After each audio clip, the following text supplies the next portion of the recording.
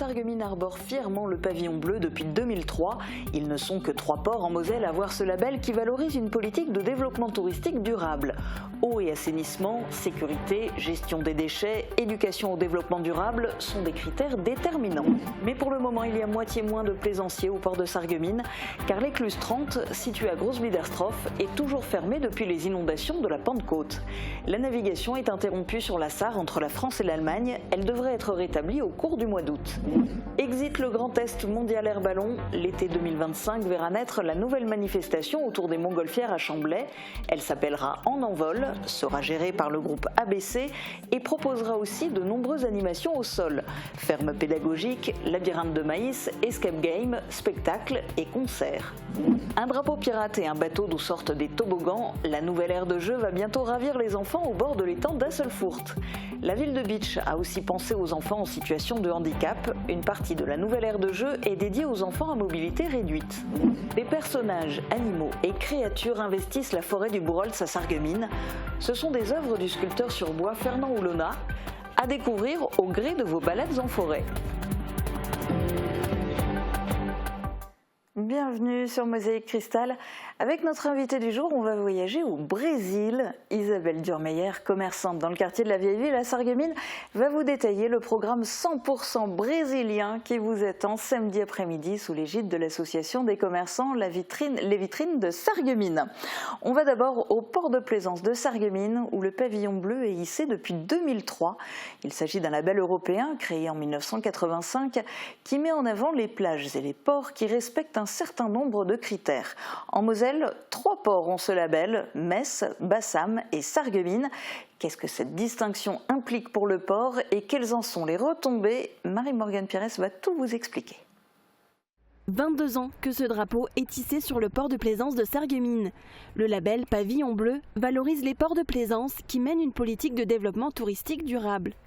Pour le conserver, un travail de dur labeur est mené par l'équipe du club nautique Lorraine. Car au fil des années, les critères sont de plus en plus nombreux. Chaque année, il y a des recommandations, je dirais, qui nous envoient quelques mois avant le début de la saison en réalité. Et à nous de voir qu'est-ce qu'on peut, avec la municipalité, mettre en place, parce que tout ça, ça a un petit coût, mais toujours dans le cadre de l'amélioration pour le tourisme fluvial et surtout également, pas seulement pour l'accueil, mais également pour la biodiversité de notre Sarre. Eau et assainissement, sécurité, gestion des déchets, éducation au développement durable, des points qui font partie des critères pour l'obtention du pavillon bleu. Ici à Sarreguemines, les plaisanciers ont accès à des sanitaires et à plusieurs commodités directement sur le port. Un gros investissement chaque année pour l'équipe et les bénévoles qui apportent de la visibilité. Le port de plaisance de Sarreguemines est présent sur toutes les cartes fluviales européennes. On parle de 20% de différence si on a un pavillon bleu ou pas un pavillon bleu. Le critère, c'est surtout que quand il y a le pavillon bleu, on reste plus longtemps. On reste plus longtemps parce que on se rend compte que c'est bien d'être parfois en pleine nature, mais pour les bateaux aussi parfois c'est bien de se retrouver dans un endroit voilà, où il y a un peu tous les équipements. C'est un peu comme un camping-cariste qui met son plan de route, il dit ben là je vais m'arrêter là, ici, etc. Tel jour il me faut plus d'eau, plus d'électricité, enfin tous les équipements, et ils savent qu'ils vont avoir un accueil comme un camping 5 étoiles minimum. Le jury sera de passage demain sur le port de plaisance de Sarreguemines pour vérifier les équipements et accorder le label pour l'an prochain. Malgré le pavillon bleu et la visibilité qu'il apporte, la fréquentation du port de plaisance de Sarreguemines est en baisse cet été. La raison est liée aux dernières crues du mois de mai. Une écluse est toujours fermée et empêche les plaisanciers venant d'Allemagne de passer. Reportage de Marie-Morgane Pires. Moitié moins de plaisanciers sur le port de Sarreguemines. Plusieurs raisons expliquent ce phénomène, la météo et surtout la fermeture de l'écluse de Grosse-Biederstroff. Elle a été fortement impactée lors des crues du mois de mai. Les équipes des VNF, Voies navigables de France, sont actuellement mobilisées pour nettoyer les abords de l'écluse. Au port de plaisance de Sarreguemines, on attend impatiemment sa réouverture. Le trafic de l'Allemagne vers chez nous est perturbé, donc a carrément arrêté. Voilà. Il y a des gens qui devaient venir au mois d'août, juillet-août, ils évitent Sarrebruck, parce que là il y a encore ce problème l'écluse 30. Et de leur côté, les navigateurs sarregueminois ne peuvent pas rejoindre l'Allemagne. L'écluse devrait être à nouveau accessible au courant du mois d'août. Au Club Nautique Lorraine, on se souvient encore des inondations de ce 17 mai, il y a pile 2 mois. Situé sur la Sarre, le port a été fortement impacté. Et après, on a bougé tout ce qu'on a pu sauver, c'est-à-dire on a surélevé tout ce qui était salant et tout le matériel qu'on a pu mettre sur la péniche. Et l'eau montait très vite, on a vérifié vite fait toutes les amarres des bateaux, si tout était bien amarré. Et puis bon, après, ça montait très très vite. Nous avions fait le fleurissement une semaine avant. Et malheureusement, ici, il n'y avait plus de fleurs, il n'y avait plus rien. Tout est parti avec la crue. Il y a même une table et un banc qui sont partis. On ne les a jamais retrouvés d'ailleurs. La boue a été enlevée, les fleurs et le mobilier reprennent leur place sur le port. Plusieurs plaisanciers sont déjà présents, mais l'ouverture de l'écluse 30 permettra de démarrer véritablement la saison. En Envol a présenté la première édition du tout nouveau rassemblement de Montgolfière qui remplace le Grand Test mondial Air Ballon. L'événement, désormais géré par le groupe ABC, se déroulera à Chamblay du 25 juillet au 3 août 2025. Détail du programme dans ce reportage de Marie Vin. C'est le rassemblement de Montgolfière de l'année. Vous connaissez sans doute le Grand Test mondial Air Ballon, connu depuis plus de 30 ans, mais dès l'année prochaine, ce sera sous le nom de En Envol qu'il aura lieu. Une toute nouvelle manifestation organisée par le groupe ABC et dirigée par Stéphane Bourguignon. Le groupe, qui s'était positionné sur le rachat du GMAB fin 2023, s'est finalement rétracté en juin dernier pour créer son propre événement. Alors déjà, ça ne sera pas mondial Air Ballon parce que ça, c'est mort, parce que le modèle économique n'était pas rentable. On avait avancé dans des discussions, mais malheureusement, on n'a pas trouvé d'accord commun entre M. Buron-Pilâtre et nous, et on avait une vision qui était différente, et quand les visions ne se retrouvent pas, malheureusement, on ne peut pas travailler ensemble. Durant 10 jours et en plus du rassemblement de Montgolfière, les visiteurs pourront retrouver de nombreuses activités. Spectacles, concerts, festivals, labyrinthe de maïs, escape game ou encore ferme pédagogique, l'événement se veut innovant et attractif. L'idée, c'est qu'on soit vraiment nouveau, même s'il y a eu des choses extraordinaires de faites par le passé et qu'il ne faut surtout pas oublier le passé et que s'il y a des choses formidables, il faut savoir les conserver. Le gérant d'En Envol espère accueillir 300 000 visiteurs pour cette première édition. Alors rendez-vous du 25 juillet au 3 août 2025 pour découvrir ce tout nouvel événement.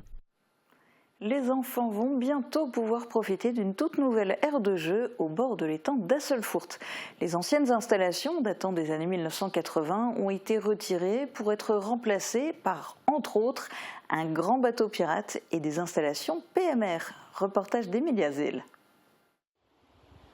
C'est un drapeau de pirate qui flotte au-dessus de cette aire de jeu encore fermée au public. À l'étang d'Asselfourt, la ville de Bitche a décidé d'entièrement refaire l'espace de jeu pour enfants. C'était une obligation, elle n'était plus aux normes. En fait, on doit la faire vérifier chaque année et on n'avait plus de possibilités. On l'a rénovée à plusieurs reprises, mais ça devenait vraiment dangereux pour les enfants. Donc le maire et l'équipe municipale ont décidé de la bloquer, la suspendre. C'était à l'automne dernier. Et donc il y a ce projet d'aire de jeu neuf qui était inévitable. Le projet a coûté 158 945 €, subventionné à hauteur de 47 684 € par l'État et de 50 000 € par le Fonds européen agricole pour le développement rural. Les anciennes installations, elles, vont être recyclées. On a déjà déposé l'ancienne aire qui va être stockée. On va rénover des parties qui seront réutilisables, qu'on remettra sur Bitche à différents endroits, sur différents quartiers. Et donc on a créé une nouvelle aire dans le thème des pirates. On n'est pas loin de l'eau, on est à l'étang d'Asselfourt, donc voilà, ça fonctionnait bien. Donc il y a 2 méga structures avec des toboggans en inox. Et on a surtout quelque chose, je ne vais pas dire d'inédit, mais qu'on ne retrouve pas assez régulièrement. On a une zone pour les personnes à mobilité réduite, les enfants à mobilité réduite. Donc on a 5 jeux inclusifs, dont un tourniquet PMR et une balançoire PMR. Les nouveaux jeux sont faits en bois d'Europe de l'Est. Il y a 180 m² de sol amortissant et une bâche microfibre naturelle va être posée sur les talus pour éviter le ravinement. L'aire de jeu sera ouverte aux enfants à la fin de la semaine. On reste dans le domaine du bois, version grand art. Si vous vous êtes baladé dans la forêt du Bourrols, vous avez sûrement remarqué des figures sculptées sur des arbres. Ces personnages, animaux ou créatures, sont les œuvres d'un sarregueminois, Fernand Olona. Il s'est lancé étant jeune dans la sculpture sur bois et a pu compter sur ses compétences de dessinateur industriel. Thibaut Desmerlet est allé à sa rencontre.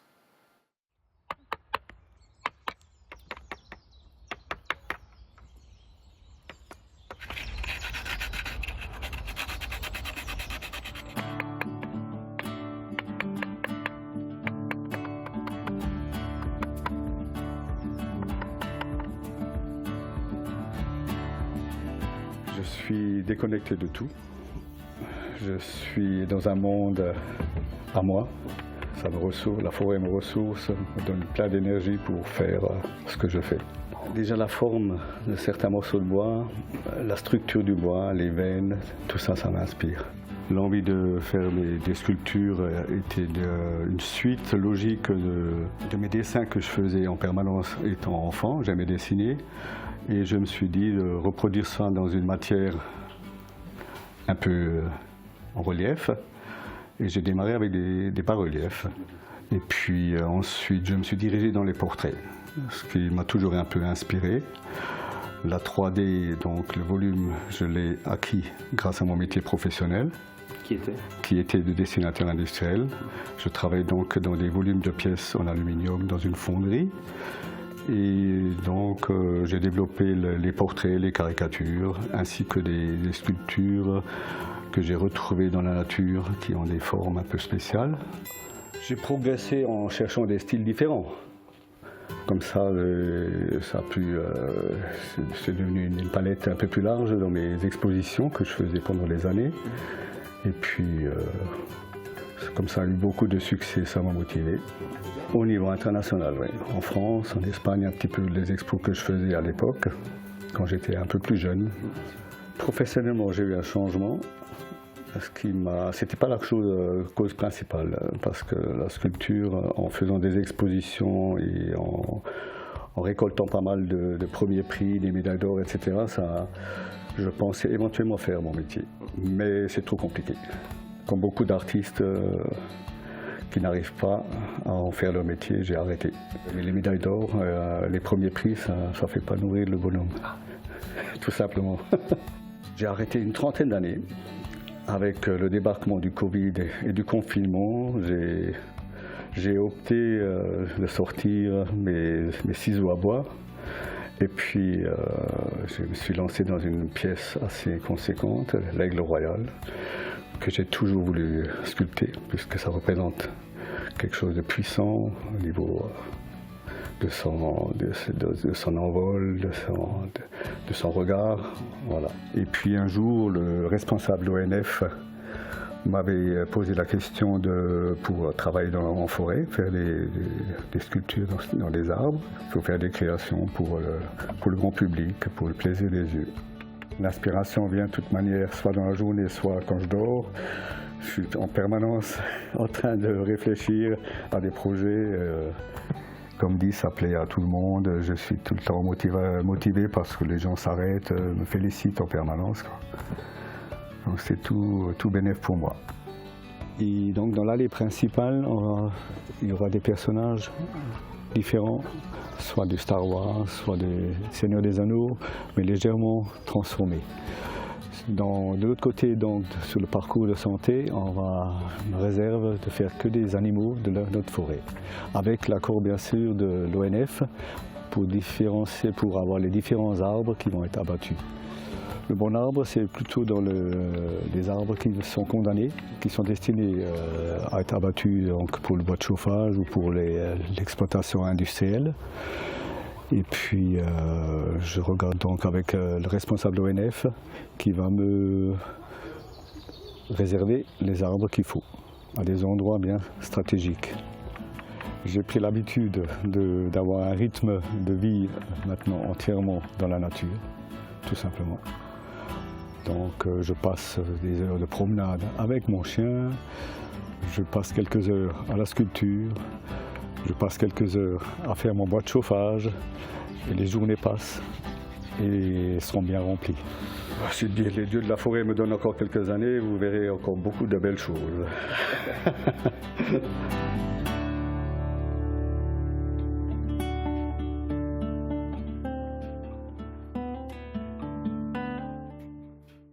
La météo est enfin au beau fixe, propice aux événements en plein air. Il y en a beaucoup ce week-end, on en parle juste après les prévisions pour demain. Protégez et mettez en lumière votre maison avec toutes les nuances de crépi proposées par Modèle Habitat.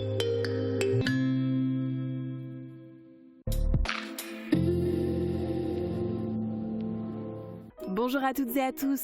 Demain, la journée démarrera par un ciel voilé par des nuages élevés. Au courant de la journée, les nuages vont se dissiper pour laisser place à une après-midi ensoleillée.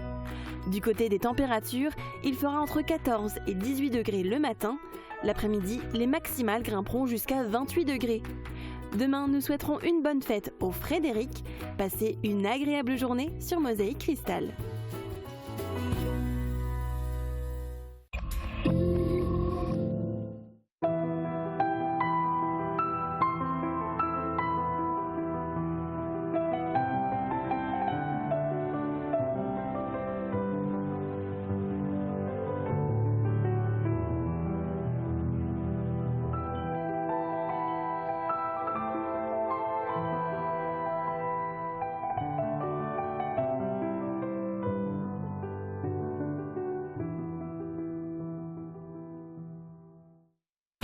Le festival Les Étendards, nouvelle édition, spectacle, concert, cinéma en plein air du 6 juillet au 31 août.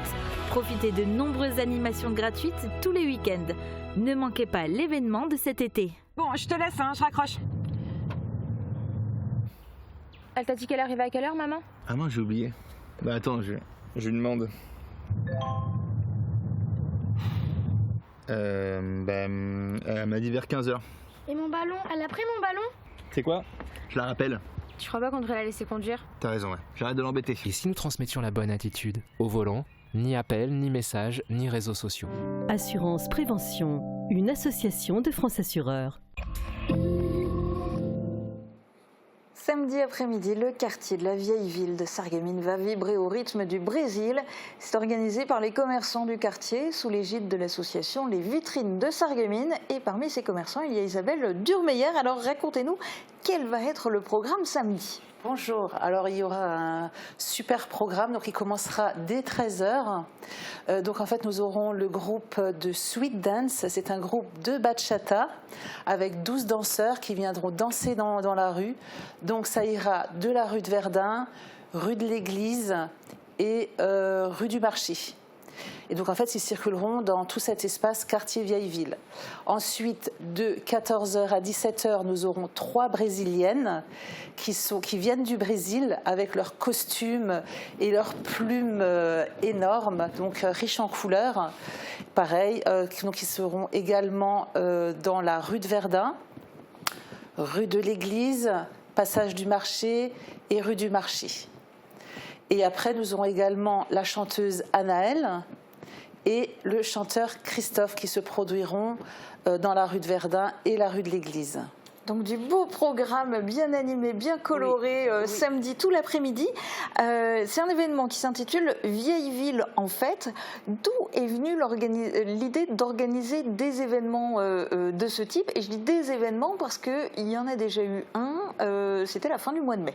Oui, alors en fait l'initiative elle est venue parce qu'en fait j'ai écouté, j'ai regardé, j'ai fait le constat auprès de commerçants et c'est vrai qu'après le mois de Noël avec le marché de Noël où il y a eu des baisses de fréquentation, je suis allée voir la ville où j'étais reçue par l'adjoint et je leur ai fait le constat et là ils m'ont dit, enfin je leur ai demandé quelles étaient les animations qu'ils pensaient programmer dans l'année à venir. Ils m'ont dit que malheureusement il n'y avait pas de programmation prévue, mais ils m'ont fait part que si on voulait animer notre quartier, ils étaient tout à fait d'accord pour fermer la rue et faire des animations.